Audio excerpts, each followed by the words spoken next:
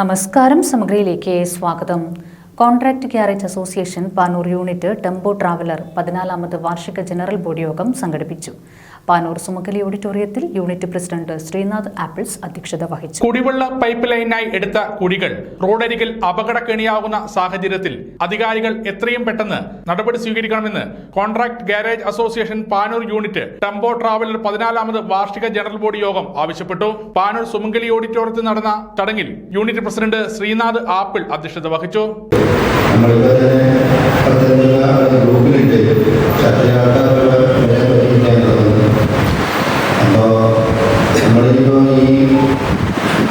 കഴിഞ്ഞ മാസം നമ്മളിതുപോലെ ജനങ്ങളോട് അപ്പോൾ ശരിക്കും പറഞ്ഞാൽ നമ്മൾ ഈ മാസത്തിൽ കഴിഞ്ഞായതുപോലെ ഉണ്ടെന്ന് തോന്നുന്നത്.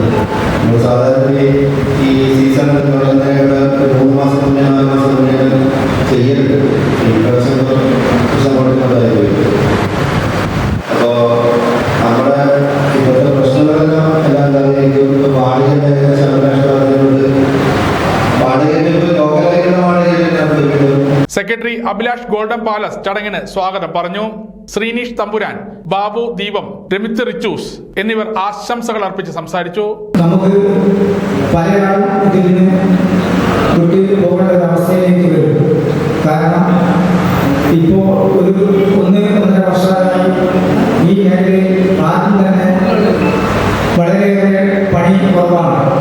അതുകൊണ്ട് തന്നെയാണ് പലയാളും തോന്നിയ വാടക പോകുന്നത്. മാസങ്ങളോളം വണ്ടി നമ്മുടെ വീട്ടിലെ ഷെഡിൽ കാറ്റിട്ട ഒരവസ്ഥയാണ് ഇപ്പോൾ നാം കണ്ടുവരുന്നത്.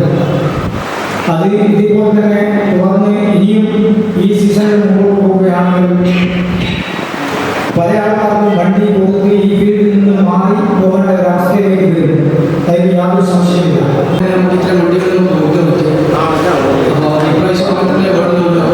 ആപ്പിൾസിനെ ബന്ധപ്പെട്ടത് പിന്നെ അവിടെ നിലവിൽ പിന്നെ റോഡ് വന്നതായിട്ടാണ് പറഞ്ഞത്. എത്രത്തോളം നമുക്ക് കിട്ടുന്നത് അറിയില്ല. അങ്ങനെ ശ്രമിച്ചു നോക്കാം. ചടങ്ങിന് സനൽകുമാർ നാരായണ നന്ദി പ്രകാശിപ്പിച്ചു. വാടക ഏകീകരണം, പുതിയ മെമ്പർഷിപ്പ് വിതരണം എന്നിവയും ഉണ്ടായിരുന്നു. സമഗ്ര ന്യൂസ് പാനൂർ.